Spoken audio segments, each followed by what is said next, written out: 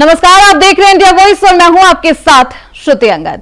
देवभूमि समाचार में आप सभी का स्वागत है। देवभूमि समाचार की करते हैं शुरुआत। ऋषिकेश के नटराज चौक पर देर रात तेज रफ्तार से आ रहे ट्रक ने शादी समारोह में हिस्सा लेने जा रहे लोगों को रौंद दिया है। इस हादसे में 2 लोगों की मौत हो गई है। हादसे में मरने वाले लोगों में उत्तराखंड क्रांति दल के पूर्व अध्यक्ष त्रिवेंद्र पवार का भी नाम शामिल है। त्रिवेंद्र पवार एक पूर्व राज्य मंत्री के बेटे की शादी में शामिल होने यहां पहुंचे थे। इसी दौरान ये हादसा हो गया। वहीं पुलिस ने आरोपी को गिरफ्तार भी कर लिया है, छानबीन शुरू कर दी है। तो यूकेडी नेता त्रिवेंद्र पवार समेत 2 की मौत।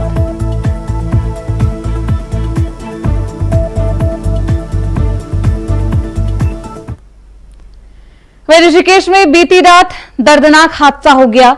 ऋषिकेश में नटराज चौक के पास हुए इस सड़क हादसे में उत्तराखंड क्रांति दल के पूर्व अध्यक्ष त्रिवेंद्र सिंह पवार समेत 2 लोगों की मौत हो गई। वहीं इस दुर्घटना में एक व्यक्ति गंभीर रूप से घायल बताया जा रहा है। उत्तराखंड के मुख्यमंत्री पुष्कर सिंह धामी ने इस हादसे पर दुख प्रकट करते हुए कहा, उत्तराखंड क्रांति दल के पूर्व केंद्रीय अध्यक्ष और संरक्षक श्री त्रिवेंद्र सिंह पवार जी के दुर्भाग्यपूर्ण सड़क दुर्घटना में निधन का दुखद समाचार प्राप्त हुआ। ईश्वर से प्रार्थना है कि पुण्यात्मा को श्री चरणों में स्थान एवं शोक संतप्त परिजनों समर्थकों को यह असीम कष्ट सहन करने की शक्ति प्रदान करे।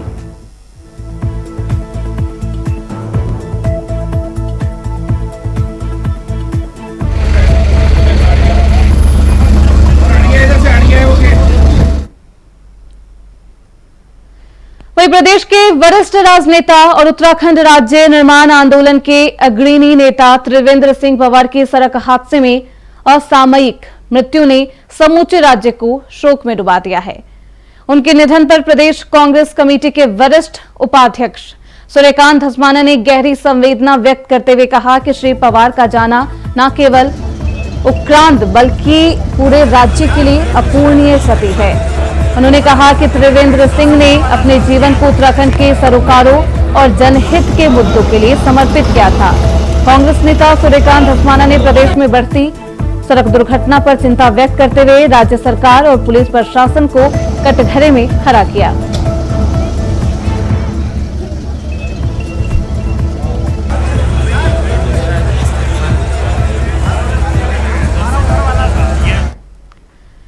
वही खबर उत्तराखंड से है, जहां लगातार हो रहे हादसे को लेकर सरकार काफी गंभीर नजर आ रही है।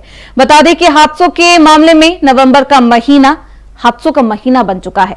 देहरादून जिले में हुए हादसे में अब तक 10 से ज्यादा मौतें हो चुकी है। वहीं इस मामले को लेकर कैबिनेट मंत्री प्रेमचंद अग्रवाल ने हादसे पर दुख जताया है और कहा कि यह दुख का विषय सबके लिए है। सरकार इसको लेकर गंभीर है। हम प्रयास करेंगे कि आने वाले समय में ऐसे हादसों में कमी आए।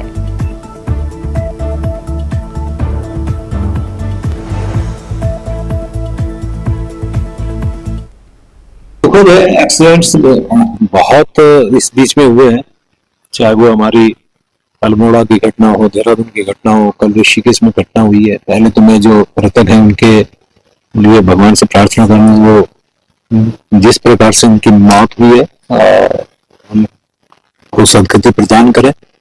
और ये दुख का विषय हम सबके लिए तो है ही है। और नशे की जहां तक बात है, एक्सीडेंट नशे के कारण भी हो रहे हैं, अन्य भी कारण बनते हैं, लेकिन निश्चित रूप से सरकार इसमें गंभीर है और प्रयास करें कि ये जो हमारे बढ़ते हुए एक्सीडेंट है इस पे नियंत्रण हम कर सकें।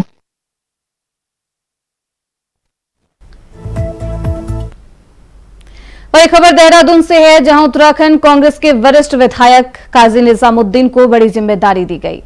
बता दें कि काजी निजामुद्दीन दिल्ली कांग्रेस के प्रभारी बनाए गए हैं। आईसीसी के जनरल सेक्रेटरी केसी वेणुगोपाल ने उनको ये जिम्मेदारी सौंपी है। आपको बता दें कि काजी निजामुद्दीन पूर्व में भी राजस्थान कांग्रेस के सह प्रभारी रह चुके हैं।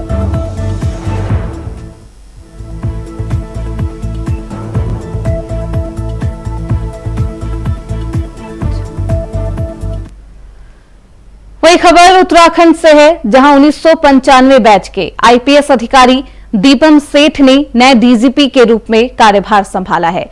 दीपम सेठ उत्तराखंड के 13वें डीजीपी के रूप में कार्यभार संभाला है। वहीं कार्यभार संभालते हुए दीपम सेठ ने मुख्य सचिव राधा रतूड़ी से मुलाकात भी की। इसके बाद उन्होंने उत्तराखंड के वरिष्ठ पुलिस अधिकारियों के साथ बैठक की और कहा कि उनकी प्राथमिकता उत्तराखंड में अपराध को कम करना, ड्रग्स फ्री अभियान में तेजी लाना और सीमा पर तैनात जवानों के परिवारों की सुरक्षा सबसे ज्यादा अहम होगी। कार्य करूं तो इसलिए इस समय ऐसे सक्षम और प्रोफेशनल फोर्स जो हमारी उत्तराखंड पुलिस की है उसका नेतृत्व करने का जो एक जिम्मेदारी दी गई है वो मैं बहुत गौरवान्वित महसूस कर रहा हूं।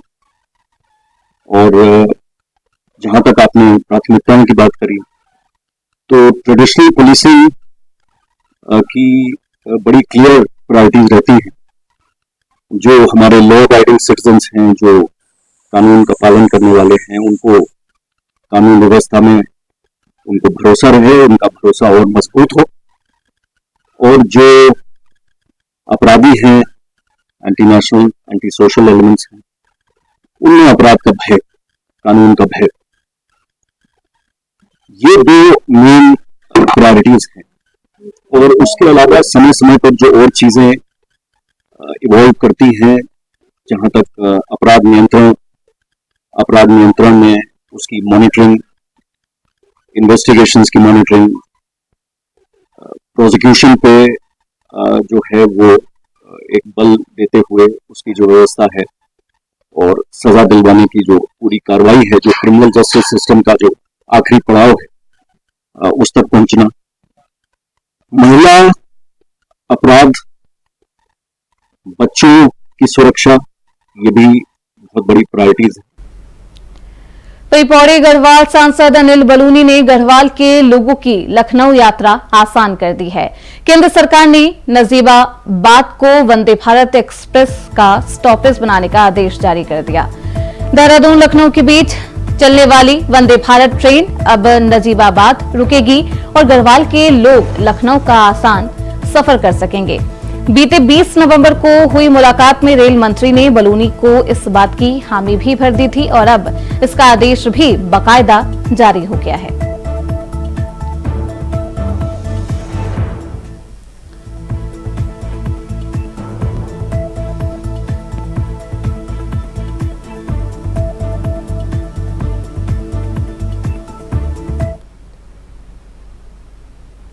वहीं पुलिस कांस्टेबल भर्ती में आयु सीमा बढ़ाने और महिलाओं की सीट आरक्षित करने को लेकर उत्तराखंड बेरोजगार संघ ने आज देहरादून के परेड ग्राउंड में सैकड़ों की संख्या में जमकर सचिवालय कूच किया, जहां इस दौरान भारी संख्या में पुलिस कर्मियों ने सचिवालय के पास बैरिकेड लगाकर प्रदर्शनकारियों को रोका है। हालांकि इस दौरान तीखी नोक-झोंक भी देखने को मिली। बेरोजगार संघ के उपाध्यक्ष राम सिंह कंडवाल ने कहा कि सरकार द्वारा बेरोजगार संगठन आश्वासन पर लगातार आश्वासन दिए जा रहे हैं, लेकिन अब तक मांगे पूरी नहीं की गई। संगठन के प्रदेश उपाध्यक्ष राम सिंह कंडवाल ने कहा कि बेरोजगार संगठन तभी अपने घरों की तरफ निकलेगा जब तक हमारी मांगे पूरी नहीं होती। शाही चल रही है प्रदेश में पूरी की पूरी। हमारी परमिशन हमने जो है 3 दिन पहले ले ली थी। हम गांधी पार्क से शांतिपूर्ण तरीके से जो है सचिवालय कूच करेंगे, लेकिन बावजूद इसके सबसे पहले इन्होंने वहां से हमारे माइक को जबरदस्ती निकाला। ऑटो में जो सवार माइक वाला था उसको थाने ले गए हैं और कहा है कि यहाँ पर मत दिखना।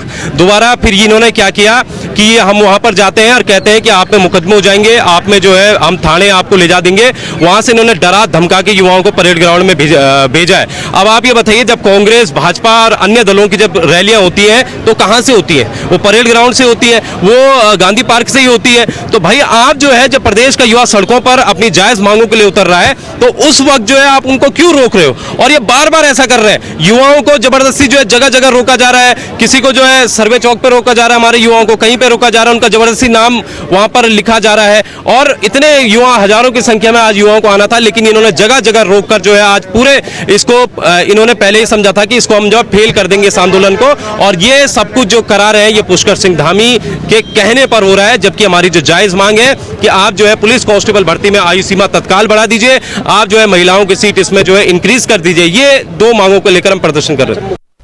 वहीं पुलिस भर्ती में आयु सीमा बढ़ाने और महिलाओं के अतिरिक्त पद जोड़ने की मांग को लेकर आज उत्तराखंड बेरोजगार संघ ने सचिवालय कूच किया। तो वहीं इसी को लेकर विपक्ष लगातार सत्ताधारी पार्टी पर निशाना साधता हुआ नजर आया। कांग्रेस के प्रदेश महामंत्री नवीन जोशी ने कहा कि प्रधानमंत्री मोदी ने कहा था कि अगर डबल इंजन की सरकार आई तो करोड़ों बेरोजगार युवकों को हर रोजगार देंगे। आज यहां का युवा पूछ रहा है हमारा रोजगार कहां है। रोजगार को लेकर सरकार बिल्कुल भी गंभीर नहीं। उन्होंने कहा कि अगर आज युवा अपनी मांगों को लेकर प्रदर्शन कर रहा है तो सरकारों के ऊपर लाठी चल रही है, मुकदमे लगा रही है।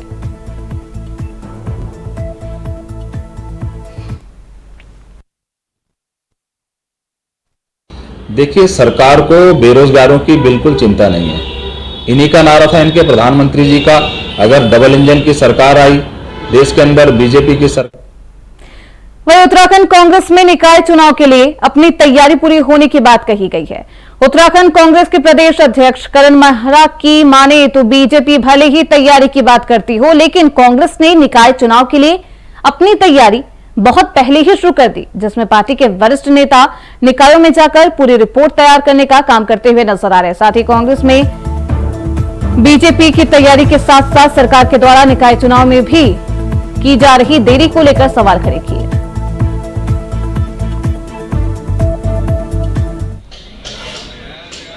हमारी भी तैयारियां चल रही है। हमारे भी प्रभारी विभिन्न क्षेत्रों में जाके जिनको जिस क्षेत्र का प्रभार दिया है वहां मीटिंगें ले रहे हैं। प्रकाश जोशी जी हमारे हरिद्वार क्षेत्र की, कुंजवाल जी नैनीताल क्षेत्र की, इस तरीके से नैनवाल है, सतीश नैनवाल जी वो हमारे पिथौरागढ़ क्षेत्र की बैठकें ले चुके हैं और पर्यवेक्षक भी अपने स्तर पर बैठकें ले रहे हैं। सरकार इसका जवाब सरकार देगी। सरकार की किस बात का भरोसा करें, कई बार हाँ कह के कई बार ना कह चुकी है। अब देखते हैं आगे क्या है। रुकेंगे देवभूमि समाचार में छोटे से ब्रेक के लिए, फौरन लौटेंगे।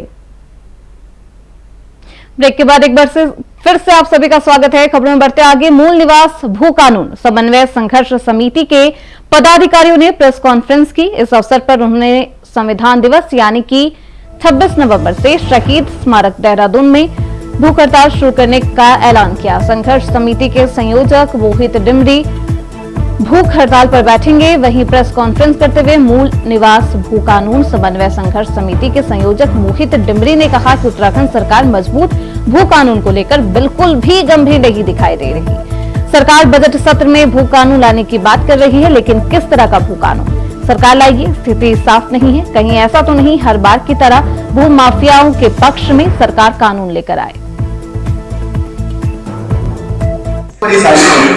गांव के गांव शहरों में शामिल किए जा रहे हैं और भूमि कानून के जो लूप होल छोड़े गए उसका फायदा पहुंचाया जा रहा है।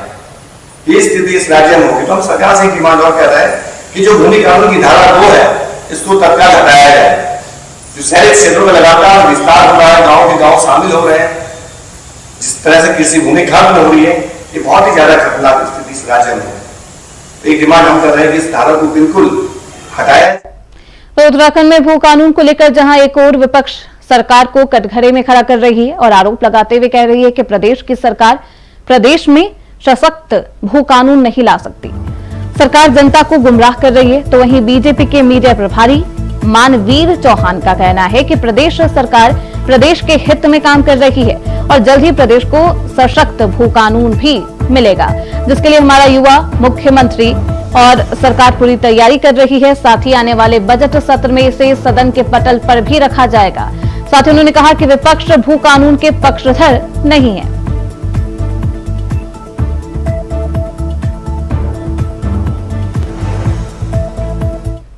देखिए, भारतीय जनता पार्टी की सरकार और हमारे माननीय मुख्यमंत्री पुष्कर सिंह धामी जी पहले ही जनता से वादा कर चुके हैं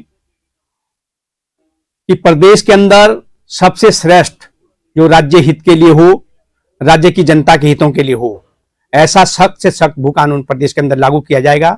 वो भी जल्द ही आने वाले बजट सत्र में इसको विधानसभा की पटल पर रखा जाएगा। इसलिए मुझे लगता है विपक्ष जिस प्रकार से भू कानून को लेकर के कभी आंदोलन में शामिल हो जाते हैं, आंदोलनकारियों के साथ उनके जो भू कानून को लेकर के प्रदर्शन करते हैं, कभी कुछ स्पष्ट उन्होंने अभी तक कभी नहीं किया। उनको ये स्पष्ट करना चाहिए कि क्या वो जो आदरणीय मुख्यमंत्री ने सख्त भू कानून लाने का ऐलान किया है वो उसके पक्षधर हैं या नहीं है।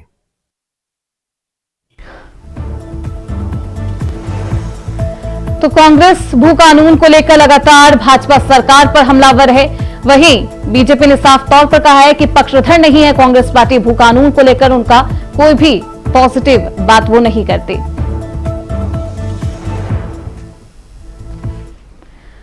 वहीं केदारनाथ उपचुनाव में कांग्रेस जीत की आस लगाई बैठी थी। हालांकि नतीजों के बाद अब पार्टी में मायूसी है।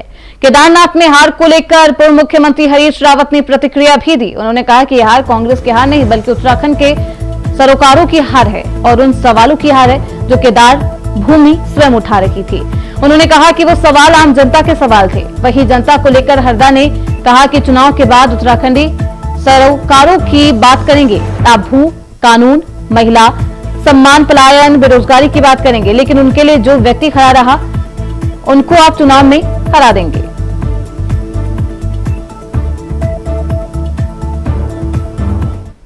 देखिए, मैं नतीजों से चिंताग्रस्त हूं क्योंकि ये नतीजे कांग्रेस की हार नहीं है, ये उत्तराखंड के सरोकारों की हार है और उन सवालों की हार है जिनको केदार भूमि स्वयं उठा रही थी। वो हमारे सवाल नहीं थे, वो केदारनाथ के आम जनता के, आम लोगों के सवाल थे। और सरोकारों की हार इसलिए है कि हम लोग चुनाव के बाद अब फिर उत्तराखंडी सरोकारों की बात करेंगे, हम भू कानून की बात करेंगे, पलायन की बात करेंगे, बेरोजगारी की बात करेंगे, महिला सम्मान की बात करेंगे और उनके लिए जो व्यक्ति खड़ा रहा, जिस व्यक्ति ने अपनी राजनीति का मकसद उसको बनाया हो, उसको आप चुनाव में हरा देते हैं। तो ये जहां तक मेरा सवाल है, इतनी खास खुली बात कोई नहीं कहेगा। मैं खुली बात कह रहा हूं कि मुझे इस बात की तकलीफ है कि उत्तराखंड किस दिशा में जाना चाहता है और ये तय करना पड़ेगा। और बात करेंगे हम उत्तराखंड के लोगों से, क्योंकि हमारे पास जीवन का ही सीमित समय है, तो हम उसमें उत्तराखंड लोगों से बात करेंगे। नहीं तो राजनीतिक दल के रूप में हम भी अपना तरीका बदलेंगे। वहीं लक्सर के खानपुर थाना क्षेत्र के लालचंद वाला गांव में हर्ष फायरिंग हुई और एक नया मामला भी सामने आया। हर्ष फायरिंग में एक 9 साल के बच्चे को गोली लगने से उसकी मौत हो गई है। खानपुर थाना पुलिस ने बच्चे के शव को कब्जे में लेकर पोस्टमार्टम के लिए सरकारी अस्पताल भेजा है। मामले की जांच शुरू कर दी गई है। फायरिंग करने वाले आरोपी की तलाश भी जारी है। सूचना मिलते ही खानपुर थाना पुलिस मौके पर पहुंची और शव को कब्जे में लेकर पोस्टमार्टम के लिए रुड़की अस्पताल भेज दिया गया। फिलहाल गांव में मातम पसरा हुआ है और बाराती भी घर पर ताला लगाकर फरार बताए जा रहे हैं। डॉक्टर कहीं ले गए, उसने कहा दौरा हो रहा, तो फिर घर ले गए। घर ले गए, देखा गोली लग गई। अस्पताल में ले गए भी लोग, तो रास्ते में एकदम तोड़ दिया था। तो फिर पुलिस आई थी रात में, बोल गया था देखने आए थे, कोई नहीं आया घर पर। फिर उसके बाद हम गए थे सुबह, तो उन्होंने तहरीर का भी दी नहीं, घर पे फरार है, अभी तो दी नहीं। फिलहाल देवभूमि समाचार में बस इतना ही। देखते रहिए इंडिया वॉइस।